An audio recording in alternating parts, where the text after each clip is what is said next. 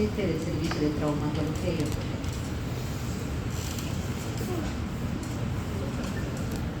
Buenos días a todos los presentes, doctorita, buenos días y gracias por la invitación. Primeramente, desearles la bienvenida, ¿no? Y un éxito de su trabajo a todos ustedes, tengo entendido que son internos todos. Entonces, lo que vamos a hablar ahora es en la parte de mi especialidad y dentro de lo que compete el servicio de traumatología, todo lo que es la parte de generalidades. Es pues difícil hablar en 30 o 20 minutos todo lo que abarca la parte de manejo de la especialidad. Sin embargo, vamos a tratar de hacerlo lo más básico posible y lo más resumido posible. Entonces, comenzamos con algunos casos clínicos. Un paciente de 42 años de edad con antecedentes de caída de altura, 2 horas de evolución. Nos llega a la emergencia. ¿Cuál será el diagnóstico del paciente y qué es lo que tenemos que hacer nosotros en la emergencia? Entonces ya nos estamos imaginando. Otro paciente de 24 años con antecedentes de caída de su propia base de sustentación, o más bien dicho, de caída de altura de 2 metros, 30 minutos de evolución. ¿Cuál será el diagnóstico o presumible que manejamos inicialmente y cuál es la conducta en este caso con este paciente, ¿no? Igual, hay que estar imaginándonos porque vamos a ir revisando algunos casos posteriormente. Sí. Aquí tenemos otro caso, el paciente femenino con antecedentes de caída de su propia base o antecedentes de caída de altura, 3 horas de evolución. Entonces, ¿cuál es el diagnóstico que debemos considerar en ese tipo de pacientes? Tiene una fractura diafisaria, aparentemente. ¿Qué es lo que nosotros debemos valorar y qué es lo que tenemos que apuntar en el historial clínico? Es importante tenerse en cuenta. Siguiente, por favor. Otro caso. Este paciente, 34 años, sin antecedentes traumáticos recientes, inicio progresivo, 2 días de evolución, 34 años. Viene con aumento de volumen, dificultad para la deambulación, arcos de movimiento dolorosos. Le hacemos una artrocentesis y encontramos este líquido entre la articulación. ¿De qué estamos? ¿Ante qué tipo de paciente estamos? ¿Cuál será el diagnóstico? ¿Cuál será el tratamiento? Igual lo dejo a su imaginación de momento. ¿Cuáles son los problemas que consideramos nosotros? Sabemos identificar las urgencias en traumatología. De todos los casos que hemos presentado, ¿todos los casos serán emergencia en traumatología? Nos cuestionamos. ¿En qué consiste el manejo de estos pacientes? ¿Conocemos cómo inmovilizar el segmento afectado? ¿Qué parámetros tomamos en cuenta para nosotros indicar el procedimiento de inmovilización y qué tipo de inmovilización vamos a asumir para el paciente? Entonces, todo eso es parte de esta charla, ¿no? Conocemos los conceptos básicos de traumatología. Si nosotros nos acordamos del primer caso, a ver, rapidito, ¿cuál creen que sea el diagnóstico? ¿Alguien está animado tal vez por ahí? Del primer caso. Bueno, ahí lo dejamos entonces. Vamos a ir más adelante con los problemas. Bueno, cuando hablamos entonces de lo que son generalidades en ortopedia y traumatología, primero debemos saber de que todo tiene un principio, ¿no es cierto? Y el principio de la traumatología y la ortopedia comienza en 1741 con lo que es la ortopedia, y esto de la ortopedia va evolucionando a lo que es ahora en general lo que es la parte de traumatología. Entonces, como parámetro tomamos la especialidad de ortopedia y traumatología. Y el famoso árbol de Andri, ¿no? Cuando ustedes vean un logo o una imagen de esta, entonces es representativo de la especialidad. Algunos conceptos que debemos conocer, por ejemplo lo que les decía, ¿qué es la ortopedia? Conceptualmente muchas veces manejábamos esto, que la ortopedia es una rama de la medicina que estudia patologías del sistema musculoesquelético que excluyen las lesiones traumáticas o sin antecedentes de trauma, ¿no? Entonces eso es lo que anteriormente o siempre hemos tratado de manejar en la parte de la especialidad, ¿no es cierto?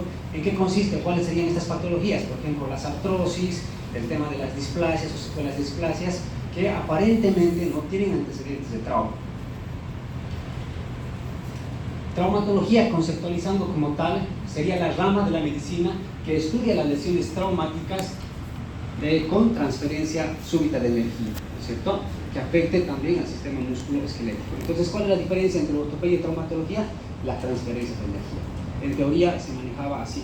Pero actualmente los conceptos se van modernizando y lo que es la traumatología actualmente abarca también todos los estudios o aquellas patologías congénitas, adquiridas, con aspectos preventivos, terapéuticos y de rehabilitación, que implican también la parte de la investigación de la patología como tal, del aparato musculoesquelético. Ya, entonces, todo lo que antes era ortopedia se engloba en lo que es actualmente traumatología. Traumatología abarca todo, la parte ortopédica y la parte traumatológica. Pero como tenemos un origen, lo mencionamos todavía como ortopedia y traumatología a la especialidad como tal.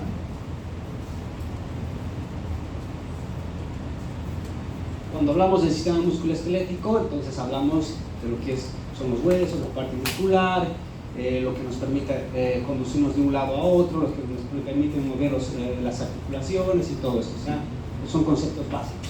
Cuando hablamos de una articulación, lo propio, los conceptos básicos que manejamos nosotros, ¿no? Puntos de contacto entre los huesos, los músculos, conocemos bastante por la parte de anatomía, no creo que sea necesario hacer hincapié de esto. Algunos planos que llevamos desde el primer año de medicina, entonces para orientarnos y utilizamos bastante en nuestra especialidad cuando hablamos especialmente de proyecciones, de valoraciones de la parte clínica. Entonces esto es importante recordarlo y manejarlo todo el tiempo. En cuanto a lo que son los movimientos activos y pasivos de flexión, extensión, flexión dorsal, flexión palmar, o sea, todo en base a los planos que nosotros conocemos. ABD, AD, pronación, supinación. Esto es importante porque en algún momento nos va a tocar a uno de ustedes en la parte quirúrgica, cuando nosotros estemos reduciendo fragmentos óseos en transquirúrgico, vaya a decir el colega, ¿no? A reducirlo o darle un poco de ABD, un poco de AD, soltarlo externo, entonces, o interno. Entonces ustedes tienen que tener pleno conocimiento de esto porque van a ser parte de un equipo quirúrgico, ¿no? Van a estar como ayudantes. Acá, bueno, temporalmente no tenemos la parte de la residencia, entonces muchos de ustedes van a entrar en algunos casos como primer ayudante, entonces tienen que estar impregnados de estos términos, ¿no? Algunas deformidades angulares que nosotros conocemos, muchas veces llega el paciente a la consulta, vemos a los niños menores de 5 años como vulgarmente nos lo llamamos rosquitos, pero sobre la terminología correcta es invado, ¿no? Entonces a veces incluso en la familia nos pregunta, ¿es normal?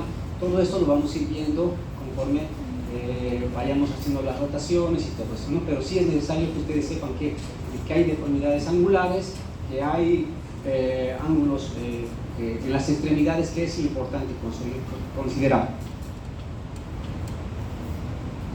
Dentro de la parte conceptual de definiciones, una contusión, ¿cómo lo entendemos una contusión? Ya esto es un poco más de la especialidad. Entonces decimos, cuando hablamos de contusión, cuando hablamos de una lesión física no penetrante sobre el cuerpo causada por una acción de objetos duros que actúan por intermedio de fuerzas importantes, sin solución de continuidad, ¿no es cierto? Lo cual puede producir ya sea una extravasación subcutánea o acumulación de un espacio como un hematoma o algo así. Entonces, eso es contusión. Contractura muscular. Muchas veces estamos jugando o viene alguien a una contractura muscular y no sabemos definir qué es una contractura muscular. Entonces, es un aumento de la contracción muscular mantenida de forma involuntaria y puede ser esta por una compresión nerviosa o un déficit vascular. No siempre es producto de un intercambio de energía, también puede ser por un problema vascular, ¿no es cierto? Entonces, los desgarros musculares, otro concepto que debemos manejar, lesiones de tejido muscular que se acompañan de una hemorragia provocada por la ruptura de los vasos sanguíneos que corren por el músculo afectado. O sea, toda la parte muscular siempre tiene microvascularización, entonces cuando hay un golpe o con una considerable transferencia de energía, hablamos de lesiones microvasculares que producen sangrados y eso puede producir dolor. Rupturas tendinosas, los tendones, sabemos que son tejidos conectivos que unen una estructura muscular con una parte ósea, que es diferente a un ligamento, ¿cierto? Entonces, cuando hablamos de pequeñas lesiones que vienen, y esto es error de muchos colegas que trabajan en las áreas periféricas, tiene una herida de menos de 1 centímetro por punzante, ya le suturan y le mandan a la casa. Luego después viene a la consulta y dice, mi herida ha cicatrizado, pero no puedo mover el dedo. Entonces ahí estamos ante una ruptura de un tendón, ¿no es cierto? Porque los tendones, al unirse estructuras musculares con huesos, su función es flexionar o extender la articulación, darle un movimiento de flexión o extensión, ¿verdad? Explica, por favor. Otras definiciones que debemos conocer. ¿Qué es una fractura? Otro pequeño error también que cometemos cuando hacemos una transferencia, una referencia o manejamos un paciente, ¿no es cierto? O alguna vez viene el paciente, no, mi colega me ha dicho que tiene una fisura, no está fracturado, solamente está fisurado. Entonces, ¿cuál es el concepto de fractura? El concepto de fractura es solución de continuidad de un tejido óseo o articular. Ese es el concepto clave de una fractura. Así sea una pequeña lesión, una pequeña solución de continuidad sin desplazamiento, es considerado una fractura. Entonces estamos ante una fractura no desplazada o una fractura in situ, pero de todas formas es una fractura, ¿no es cierto? No hay eso de que no está fracturado, está fisurado, o sea, como contradictorio, ¿verdad? Cuando hablamos de esguinces, los esguinces, ¿cómo conceptualizamos? No sé cómo ustedes sabrán qué conceptos manejarán, pero es básico. El esguince es simplemente lo que es la lesión de tejido de ligamento, ya sean parciales o totales, así es, ¿ya? Y las luxaciones son las pérdidas de las congruencias articulares con lesión de los ligamentos de forma permanente, o sea que estas articulaciones no llegan a su congruencia, entonces se quedan permanentemente y que necesitan de una tercera fuerza como para poder reducir o acumularse, ¿ya?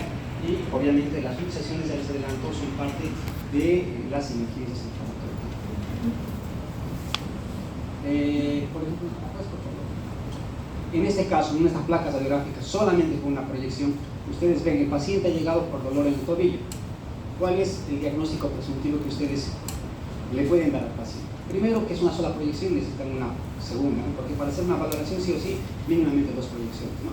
Entonces, y si vemos solamente esto, yo puedo sospechar si le duele el piecito, le hago un examen físico, entonces puedo sospechar un esguince. ¿Por qué? ¿Cuál es el concepto de esguince? Lesión ligamentaria, ya sea parcial o total. Entonces puedo estar pensando en un esguince de primer grado, segundo grado, ¿no es cierto? Pero no hay pérdida de la congruencia articular, en este momento no lo hay. Siguiente, por favor. En nuestra imagen vemos, ¿no es cierto?, la lesión del tejido óseo, solución de continuidad, estamos ante una fractura. ¿Qué huesos? Peroné y la tibia. ¿Y cómo está la articulación? ¿Hay una relación contenido-continente? No lo hay. Es una luxofractura. Y eso es lo que les decía, ¿no es cierto? Cuando estamos ante un caso de un paciente con mecanismos de hiperflexión, rotación o supinación, entonces todos estos producen lesiones ligamentarias. Entonces podemos estar entre un mes y 15. ¿Sí, por favor?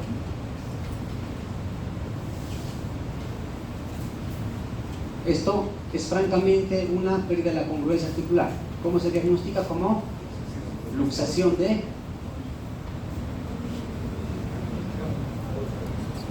es importante también saber esto, ¿no? O sea, es una luxación número ubital, ¿no es cierto? O luxación de core.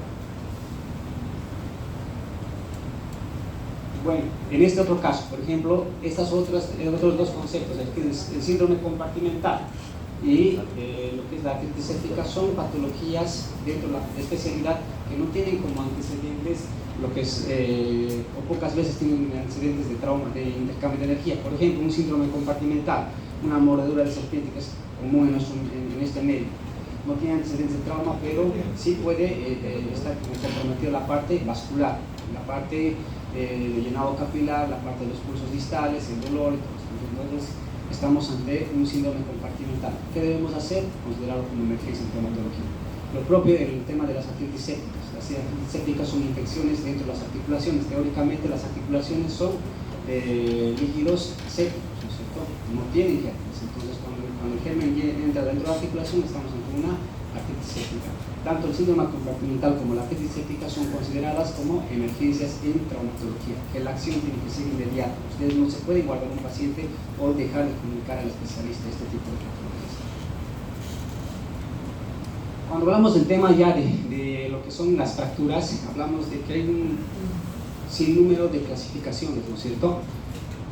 ¿Cómo clasificamos a las fracturas? De acuerdo a su etiología, a su trazo, a la exposición, a la localización, al mecanismo. Esto lo vamos a desarrollar con calma cuando estemos rotando la especialidad y va a ser el pan de cada día de todas las visitas. Eso sí tienen que saber, ¿no es cierto? Eso no puede irse de un lote de tercer nivel sin tener conocimiento cómo se clasifican esas fracturas. Siguiente, por favor.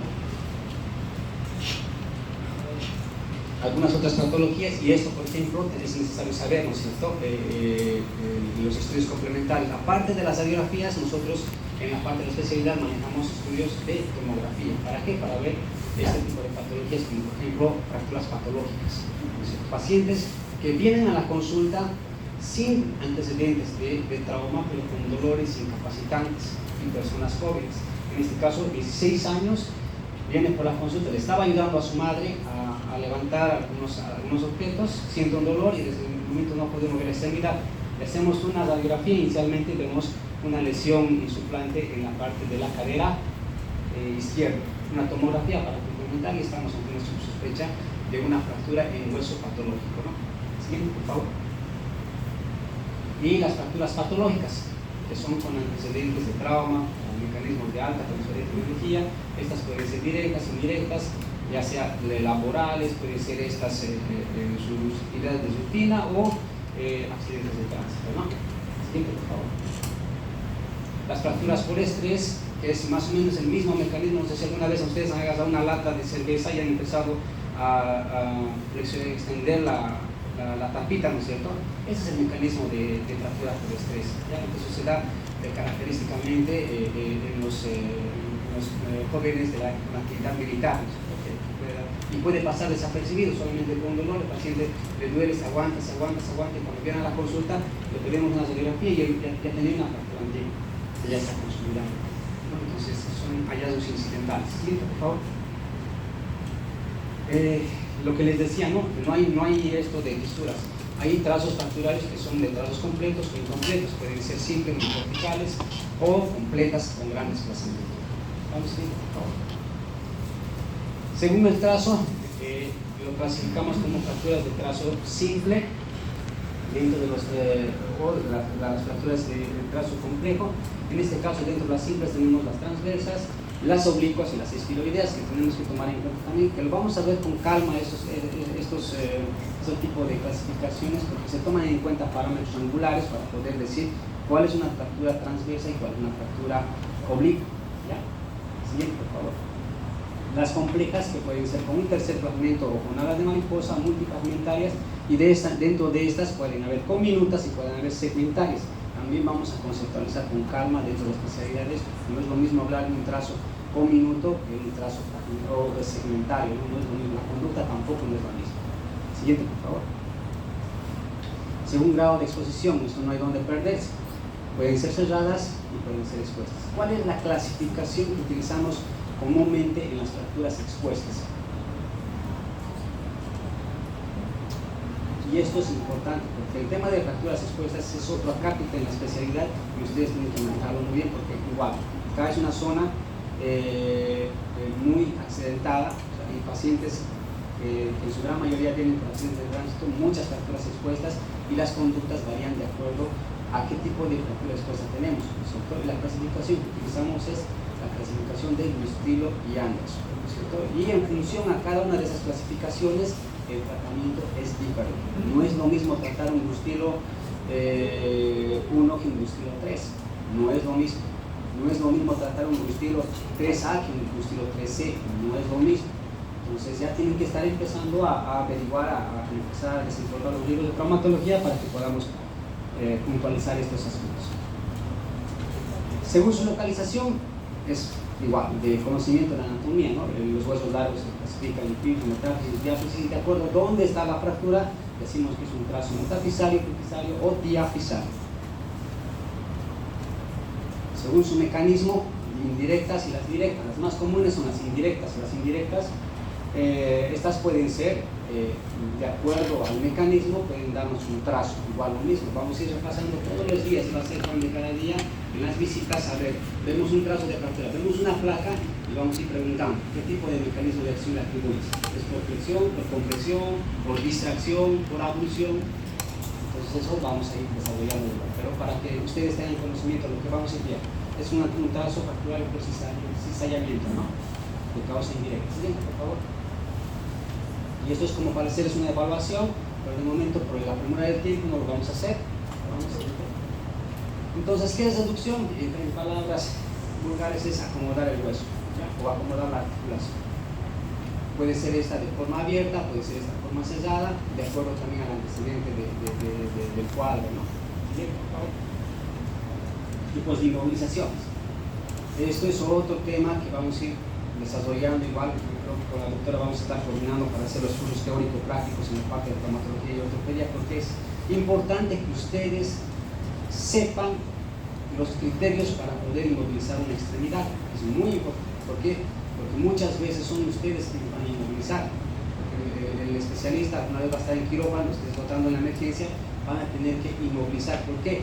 Uno de los objetivos básicos de la inmovilización es calmar el dolor.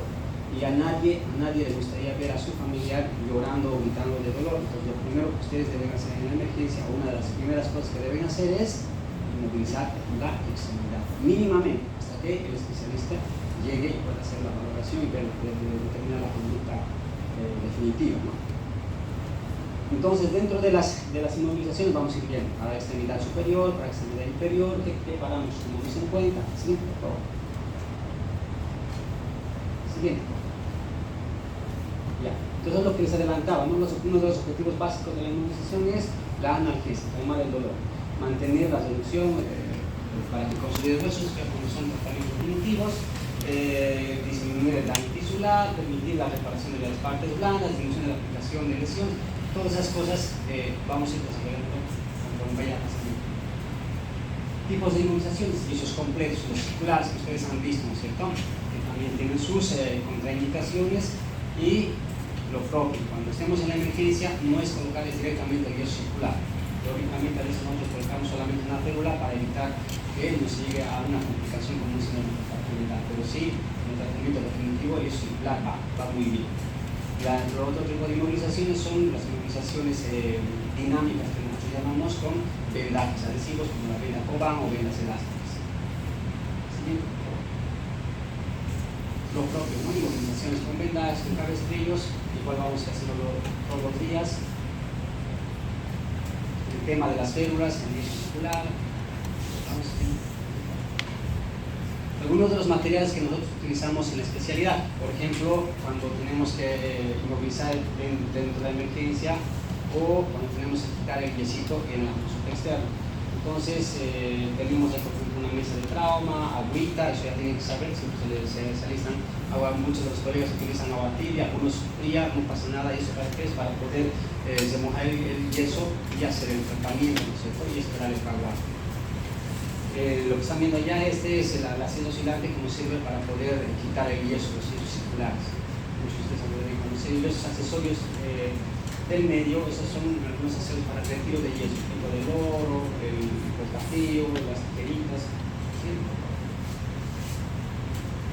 Aquí tenemos yeso de diferentes medidas, es de acuerdo a cada colega y su formación. Yo en lo personal utilizo más vendas para hacer férulas, vendas de 20 centímetros. Algunos utilizan de 15, algunos utilizan de 10, y también de acuerdo al paciente que vamos a inmovilizar. Igual vamos a ir conociendo periódicamente. Pero es importante que ustedes tengan conocimiento que las vendas de yeso vienen de 10, de 15 y de 20 centímetros.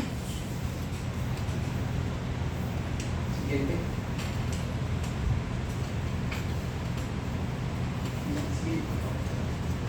Algunos inmovilizaciones, por ejemplo, el vendaje noche de guarisma, especialmente en pequeñitos, en menores de 10 años, les colocamos vendajes noche de guarisma cuando tienen fracturas de clavícula.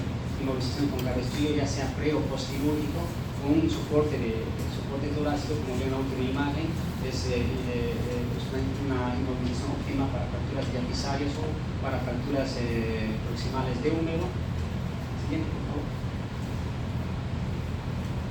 Por ejemplo, acá vemos un cabestrillo, nosotros llamamos temporal o improvisado, y vemos la inmovilización, una especie de U, fracturas diapizarias de húmero. Vemos una inmovilización brachiopalmar que, como su nombre lo dice, va desde el brazo hasta la palma, y esto es útil para fracturas de radio distal, fracturas diapizarias de radio cúbito, fracturas de codo, supracondilias, que nos va muy bien. Vamos a hablar del tema de qué parámetros tomamos en cuenta para poder inmovilizar. ¿Por qué hacemos una férula brachiopalmar y por qué no hacemos una férula antebrachiopalmar? ¿Sí, por favor? Como lo decía, decía, utilizamos muchos casos. En realidad las fracturas de clavícula en muchos lugares no tienen criterios quirúrgicos. Hay indicaciones absolutas y relativas para poder operar una clavícula. Y en los niños con tratamiento ortopédico va muy bien, y el tratamiento más adecuado es el ortopédico. Lo que les decía, ¿no? Después del pre o del post quirúrgico es importante inmovilizar el tema o el uso de un cabestrillo para evitar el tema del dolor, ¿no? ¿Sí? Por ejemplo, acá tenemos una fractura de húmero proximal, lo que les decía. El inmovilizador con soporte torácico va muy bien en fracturas de húmero proximal. Con eso ya le calmaron el dolor al paciente. Acá tenemos un tipo de férulas. Esta es la férula N1. Nosotros lo hacemos de forma convencional con yeso. Utilizamos un yeso desde la parte axilar hasta la parte por encima del hombro. Inmovilizamos esto, nos va muy bien para fracturas diapizales, tratamientos temporales. El tratamiento definitivo de esto es una osteosíntesis, ¿no? Ahora, para poder tomar en cuenta el criterio de inmovilización, cuando son fracturas diapizarias, ¿cuál es el principio de la inmovilización? Inmovilizar la articulación proximal y la articulación distal. Eso es lo que sí deben tomar en cuenta. No se olviden de eso. Una fractura diapisaria, para poder inmovilizarla, tengo que tomar en cuenta, tengo que inmovilizar la articulación proximal y la articulación distal, en los casos de fracturas diapizarias. Ese es el criterio que tomamos en cuenta. Siguiente, por favor. Ahí vemos cómo se hace la férula N1. Vamos, siguiente. Nuevamente, ¿no es cierto? Si este paciente tiene una fractura diapisaria del radio cúbito, va muy bien la férula brachiopalmar. ¿Por qué? Porque nos inmoviliza la articulación próxima y la articulación distal. ¿Cuál sería la proximal en este caso? La de codo, y la articulación distal sería la de la muñeca. Entonces, con eso estamos con una buena inmovilización. En el caso de las fracturas, por ejemplo, de codo, lo propio, ¿no? Estamos inmovilizando la parte de la articulación, del segmento anatómico del húmero. ¿Y en qué nos basamos para inmovilizar o para colocar una férula o un yeso brachiopalmar? No es lo mismo en trazos, el principio de los trazos intraarticulares. Si bien para inmovilizar un segmento diapisario tomamos en cuenta la articulación proximal y la distal, en los trazos intraarticulares debemos tomar en cuenta los segmentos anatómicos proximales y distales. En este caso, cuando estamos ante una fractura intraarticular o metafisaria de húmero, entonces tenemos que considerar el segmento anatómico proximal y distal. Entonces, ¿qué tendríamos que inmovilizar? La diáfisis del húmero y la diáfisis del radio cúbito. ¿Ya? Lo mismo con el tema de la muñeca, o en las fracturas del radio distal. Tenemos comprometida la articulación, entonces, ¿qué tendríamos que inmovilizar? Ya hablando del criterio de que es una fractura intraarticular, el segmento anatómico proximal y el segmento anatómico distal. Entonces, ¿cuál sería? La diáfisis del radio cúbito y la diáfisis de los metacarpelos. Entonces, pero aquí hay una excepción.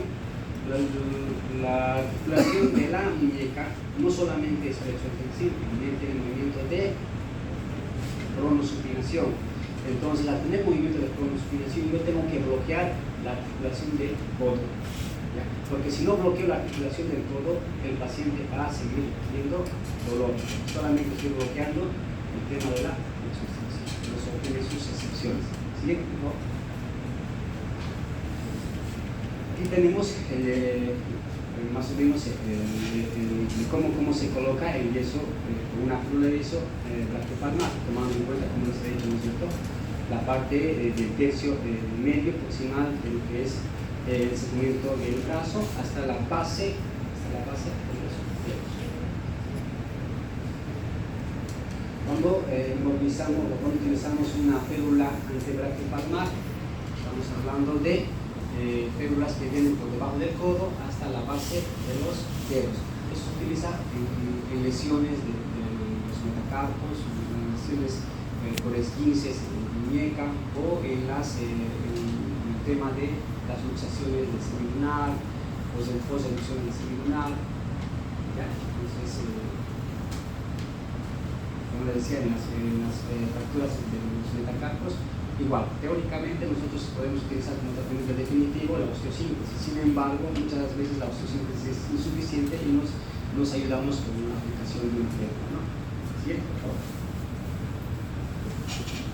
Bien, entonces, la diferencia entre lo que es yeso circular y lo que es la aplicación de una célula de yeso. Siguiente. Tipos de inmovilizaciones en la extremidad inferior. Vamos desde una cruromalleolar, que va por 2 centímetros por encima del malleolo, de la suropérica, que va por debajo de la rodilla, a nivel de la tuberosidad tibial, hasta la base de los pies, o de los dedos, perdón. La cruropérica, que va desde la parte del muslo hasta la parte de la base de los dedos. Tomando en cuenta siempre el tema, ¿no? Si es una fractura diafisaria, si es una fractura interarticular, si es una fractura diafisaria, que inmovilizamos la articulación proximal y la articulación distal. Si es una fractura interarticular, inmovilizamos el segmento anatómico proximal y el distal. Siguiente, por favor. Vamos, esta es una inmovilización suropérica. Vamos. Esta es una inmovilización cruropérica. Siguiente, por favor. Esta es una inmovilización cruromalleolar. ¿En qué patologías comúnmente utilizamos las inmovilizaciones cruromalleolares? Cuando hay fracturas de patela o de lesiones de patela. Siguiente, por favor. Ahí. Ahora es importante tener en cuenta este dato.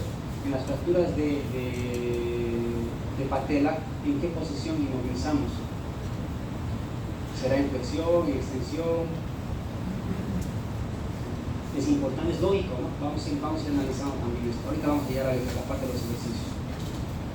En las fracturas diafisarias, tomando en cuenta el criterio de una fractura diafisaria, tengo que inmovilizar la articulación proximal y distal. ¿Qué tipo de inmovilización voy a utilizar? Una inguinopérica, ¿no es cierto? Que va desde arriba. Tengo que inmovilizar sí o sí una articulación proximal o distal. Si no cumplo ese criterio, la inmovilización no tiene sentido. El paciente va a seguir recibiendo dolor. Siguiente, por favor. Vamos. Seguimos con temas de... Esos son improvisaciones de férula. No necesariamente a veces tenemos esto. Esto es para cuando están en otros lados, en un centro de salud. Nos damos modos de inmovilizar, pero siempre tomando en cuenta ese criterio que les he comentado. Si es una fractura diafisaria o si es un caso intraarticular, tomando en cuenta los segmentos anatómicos. Entonces, algunas de las complicaciones: hemorragias, lesiones vasculares, lesiones neurológicas, síndrome compartimental, úlceras por presión, desgarros musculares, atrofias musculares. Obviamente, toda inmovilización, todo extremidad que esté inmovilizado por un buen tiempo, el músculo se atrofia, ¿no? Aquí llegamos a la parte de ejercicios.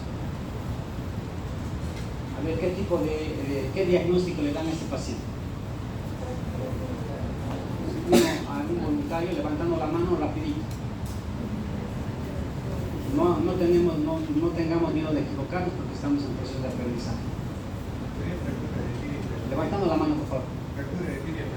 Está muy bien, es una fractura de tibia peroné, pero si hacemos un diagnóstico completo, una fractura diafisaria de tibia, vamos a completar un poquito mejor el diagnóstico, ¿no es cierto? Entonces, ¿qué tipo llega este paciente llega a la emergencia? Tiene una fractura de diafisaria de tibia peroné. ¿Qué tipo de inmovilización le hace?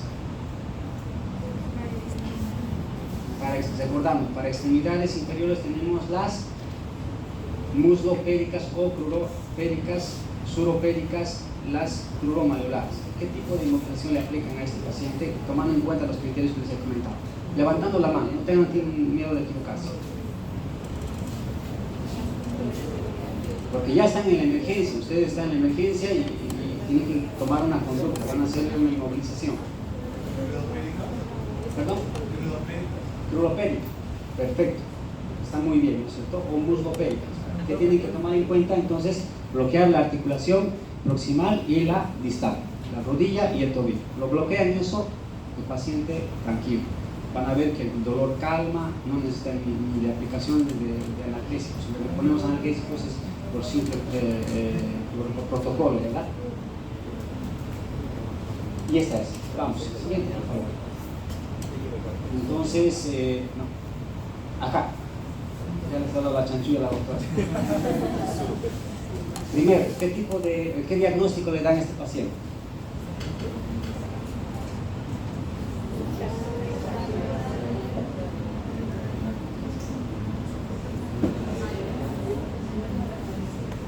Primeramente es una fractura de tobillo, porque el tobillo tiene un complejo número de estructuras, ¿no es cierto?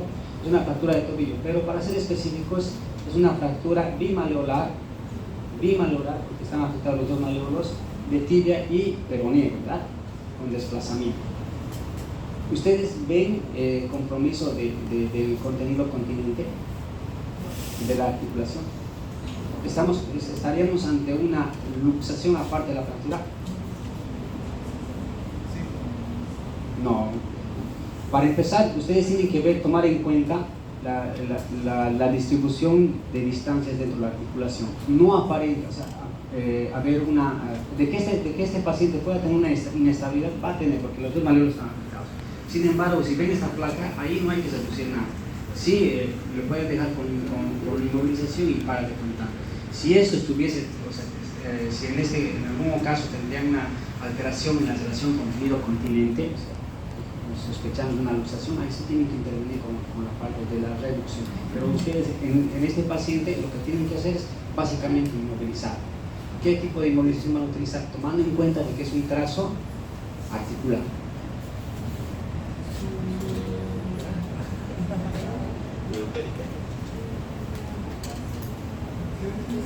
En los trazos articulares, ¿qué tienen que tomar en cuenta? El segmento anatómico proximal y distal. Entonces, ¿qué tipo de inmovilización le van a hacer a este paciente? Nuevamente les recuerdo, para extremidades inferiores, cruropéricas, suropéricas y crudomaleolares. En este caso, ¿qué tipo de inmovilización le hace? No, es que no vale sin grupo, ¿no? Levanten la mano y vamos a analizar su respuesta.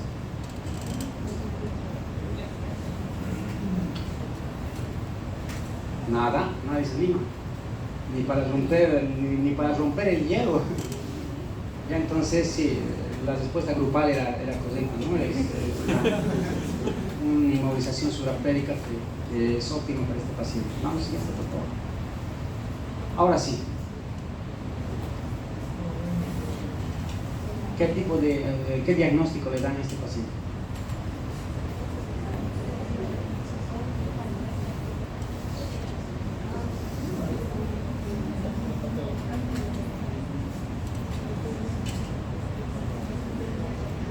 Mire, acabamos de hacer unos 10 minutos de conceptualizar lo que es una luxación, lo que es una fractura. Entonces, alguien dijo por ahí una luxación de rótula. ¿Quién dice diferente o quién está de acuerdo con esto?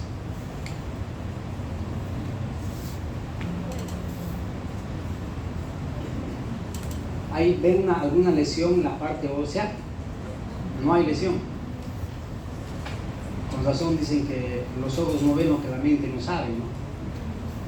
Entonces, si ustedes ven la flechita, ahí tenemos una solución de continuidad del tejido óseo. ¿De qué tejido óseo? La patela. Entonces, ¿cuál es el diagnóstico que le atribuimos a este paciente? Es una fractura de patela o fractura de rótula. ¿No es cierto? ¿Qué tipo de inmovilización le vamos a brindar a este paciente?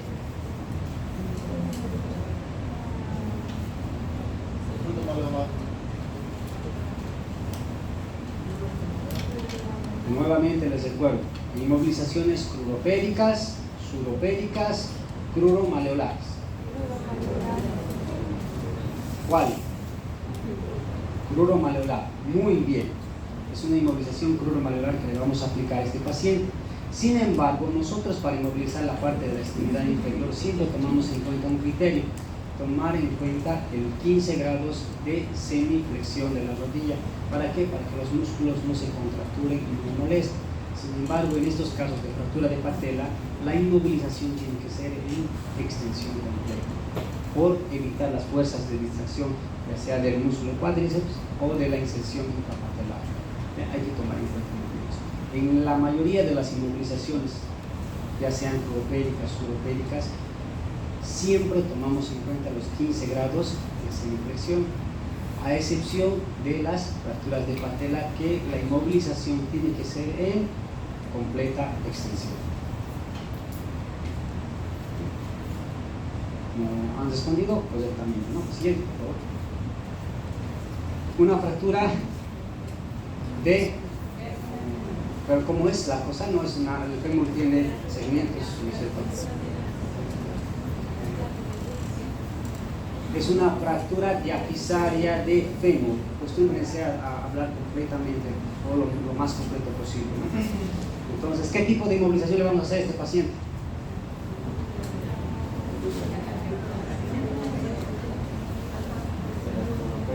Allá se han confundido.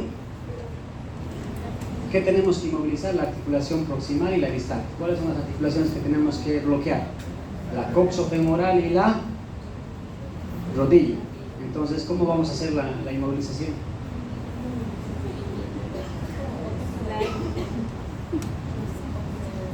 Este paciente es candidato a una inmovilización inguinopélvica o una inmovilización en U inguinopélvica, o algunas personas lo conocen como una férula en pinza de azúcar. Inguinopélvica. ¿Por qué? Porque va a ir desde la parte inguinal hasta la parte de la pelvis, por encima de la pelvis, ¿no? Entonces, siguiente, por favor. Esta es la que vamos a hacer. Este es un yeso por si acaso, un yeso circular. Lo que nosotros hacemos es colocarle una férula desde la parte por encima de la pelvis, vamos dándole una vuelta como a manera de una horquilla hasta la parte inguinal. Pero básicamente esa es la inmovilización que hacemos. Siguiente, por favor. Bueno, ahora ¿quién se anima? Diagnóstico.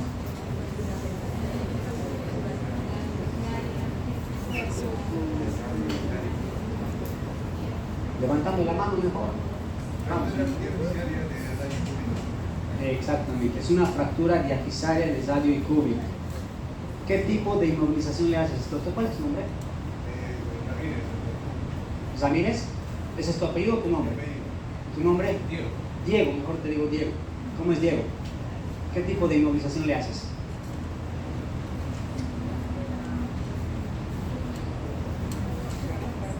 ¿Qué tienes que tomar en cuenta cuando es un trazo diafisario? Eso. ¿Cómo va a ser tu inmovilización? Les recuerdo, para extremidad superior hay entonces braquio palmar, antebráquio palmar, perdón, braquio palmar, exactamente. No hay donde perderse. Braquio desde el brazo hasta la palma, braquio palmar. Antebraquio, antebrazo hasta la palma. ¿Siguiente, por favor? Como verán, estamos en lo correcto, ¿no? A ver, alguien, rapidito, ya estamos terminando la parte de los ejercicios.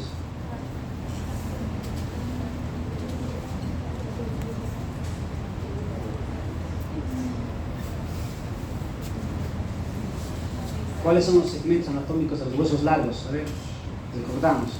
Un hueso largo tiene una epífisis, metáfisis, diáfisis. Dentro de las epífisis y las metáfisis hay las proximales y las distales. En este caso, ¿cómo sería? Es una fractura metafisaria distal de radio de húmero, exactamente, ¿no? Fractura metafisaria distal de húmero. Desplazada, sí, desplazada. Entonces, esto ya de la clasificación de Garland es más la parte más específica de la especialidad para la parte de pediatría. ¿Qué tipo de inmovilización le van a aplicar a este paciente?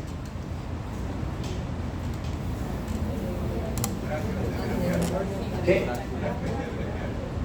No. Ya, fuerte. Antebraquio palmar. ¿Quién está de acuerdo y quién dice que no? Antebraquio palmar.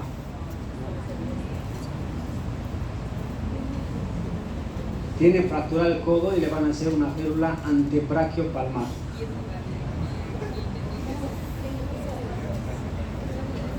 ¿Cuál sería?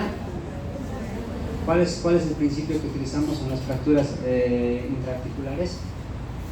Inmovilizar el segmento proximal y distal. Entonces, ¿cuál sería el segmento proximal? La diáfisis del húmero. ¿Y el segmento distal? La diáfisis de radiocúbito. ¿Qué tipo de inmovilización le aplica? Braquiopalmar. brachiopalmar. Hay dos inmovilizaciones en el brazo o en la extremidad superior que comúnmente utilizamos, el brachiopalmar y el brachiopalmar. Ahora las pizzas de azúcar son otras que son más particulares. Vamos a ir viendo ahora. Siguiente, por favor. Acá. Esto es como en el fémur, ¿no es cierto? Es una fractura, exactamente, una fractura diafisaria de húmero. ¿Qué tipo de inmovilización le van a aplicar? Primero, ¿qué articulaciones van a inmovilizar? La glenohumeral y la del codo. ¿Qué tipo de inmovilización van a aplicar? Aquí se aplica lo de la pinza de azúcar, ¿no es cierto? Van a hacer una cérvico-axilar. Esta es la cérvico-axilar.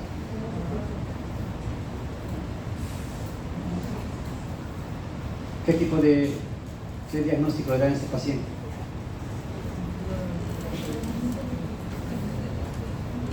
Fractura de metatarsianos.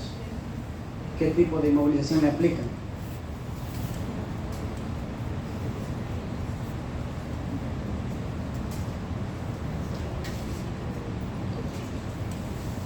Y eso es un buen dato para hacer ejercicio en la cabeza, ¿no? Porque uno diría, yo lo voy a inmovilizar con una bota cortita, ¿no? Pero sigue siendo suropédica, porque la suropédica es por debajo de la rodilla. Y el principio de la inmovilización suropédica es tomar en cuenta siempre la tuberosidad de la tibia. No puede ser más bajo porque no tiene punto de apoyo. Entonces, sí o sí, en este tipo de pacientes van a tener que optar por una suropédica. ¿Por qué? Con la suropédica van a bloquear la articulación del tobillo y van a bloquear la parte de la articulación de los metacarpofalángicas. ¿Ya? Entonces, el tipo de inmovilización que aplica en este paciente es una suropédica. En este paciente, más o menos similar. ¿Cuál es el diagnóstico primero de este paciente? ¿Dónde ven la patología?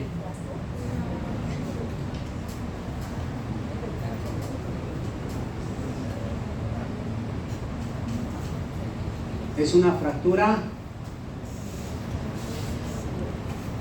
o no es fractura? ¿La fractura de qué segmento anatómico?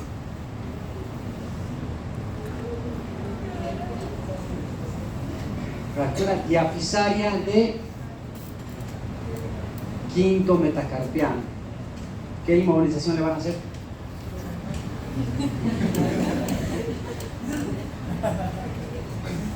Ante brachiopalmar. Hoy están mal. Vamos. Siguiente. Eso es todo. ¿Alguna pregunta tal vez?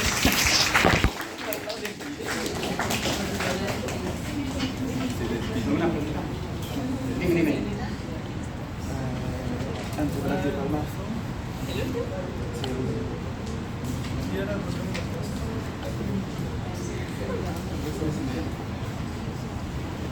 Aquí hay una pregunta, no sé si estoy entendiendo, cuando hay desplazamiento hacia anterior o posterior, ¿cómo lo clasifican? En realidad eso no tiene una clasificación, lo que sí tienen que saber es ustedes lecturar una placa, ¿no? Cuando ustedes lecturan una placa, ¿qué toman en cuenta? La penetración, si está centrada o no está centrada, cuántas proyecciones son, qué elemento anatómico implica la placa. Y normalmente, como decía, para poder hacer un diagnóstico, idealmente son 2 proyecciones, 2 o 3 proyecciones. Con una sola proyección es insuficiente hacer un buen diagnóstico. Entonces, al tener 2 proyecciones, ustedes pueden determinar si el tipo de desplazamiento, si está desplazado hacia anterior, hacia posterior. Entonces, ustedes ahí dicen, ¿qué toman en cuenta para poder lecturar? Toman en cuenta el segmento distal, porque para muchos puede estar desplazado hacia anterior o hacia posterior, pero ¿qué tomando en cuenta qué segmento? ¿El proximal o el distal? Entonces, el que nosotros tomamos en cuenta siempre es el distal. Por ejemplo, si nosotros tenemos un desplazamiento de la parte distal hacia anterior, decimos con desplazamiento hacia anterior del segmento o del fragmento distal. Ya, entonces, o decimos con desplazamiento hacia posterior del fragmento o segmento distal. Y cuando están hacia lateral, lo propio. Entonces, es la terminología que aplicamos. ¿Ya? Y es importante tomar en cuenta ese tipo de situaciones. Por ejemplo, cuando estamos hablando ante un caso de fractura diafisaria de húmero, y ahí les decía en la presentación, no me ha alcanzado tiempo para poderles explicar un poco, es valorar la parte clínica. Cuando hay una fractura diafisaria número. Lamentablemente, dentro de la anatomía, el nervio radial pasa bordeando lo que es y en muchas de las ocasiones va con compromiso nervioso, ¿no? El nervio radial o está seccionado o está lesionado, puede haber una lesión parcial o completa. Sin embargo, lo que nos salva a nosotros es la valoración de entrada. Si tú le dices al paciente, estás entrando con una lesión, no puedes mover la manito, no puedes mover la manito, entonces ustedes determinan como que el paciente está ingresando con una lesión, producto del accidente o de la caída o lo que haya tenido. ¿Y de qué nos salva esto? Cuando el paciente entra a quirófano, si nosotros no tomamos en cuenta ese aspecto, muchos de estos pacientes pueden atribuir su lesión a la intervención quirúrgica. Entonces, por eso es que es importante que ustedes siempre valoren al paciente la parte neurovascular. ¿Ya? Cuando tengan antecedentes de trauma, fracturas, vean la parte neurovascular. Llenado capilar, pulsos periféricos-distales, movimientos. Con decir levanta la mano, ya es suficiente. Levanta la mano, entonces quiere decir que la parte neurológica está muy bien. Pero si no levanta la mano, el paciente neurológicamente no está bien. Y no es producto del acto quirúrgico que se lesionó, sino es producto del accidente. Entonces es importante, incluso para la parte legal, tomar en cuenta esos aspectos, ¿ya? Y no se sorprendan cuando uno de los colegas se moleste cuando diga, ¿cómo está la parte vascular? No sé, doctor, eso está mal. Desde ahora les estoy diciendo, ustedes tienen que valorar, por lo menos la parte de traumatología, muy bien la parte neurovascular. ¿Qué implica la parte neurovascular? El llenado capilar, los pulsos periféricos distales y las respuestas sensitivas motoras de las extremidades, de la parte distal. ¿Ya? ¿Alguna otra pregunta tal vez? Creo que no hay más preguntas y muchas gracias por su atención. Muchas gracias, doctora, nuevamente por este.